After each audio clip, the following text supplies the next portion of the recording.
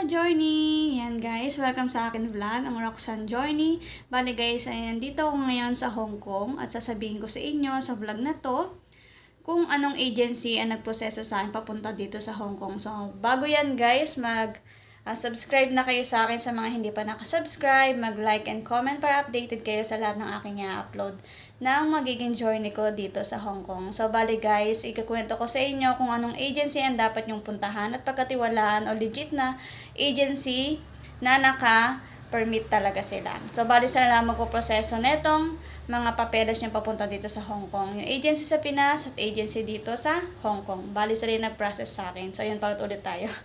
Bali guys, ang agency na sa Pilipinas na agency ko ay ang Infinity International Manpower. Bali sa Project 8 yun guys, sa GSIS Village sa Project 8 yun. So, i-search nyo siya sa Google guys kasi minsan sa mapa ay malilito kayo, dadalhin kayo sa Diliman. So, check nyo doon sa Google na image. May makikita kayong image ng Infinity International Manpower doon.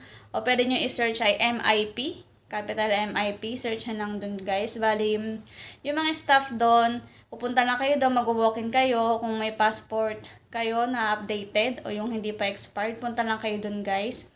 Para maproseso nila yung mga papeles niyo papunta dito sa Hong Kong. So, i-assist din naman nila kayo.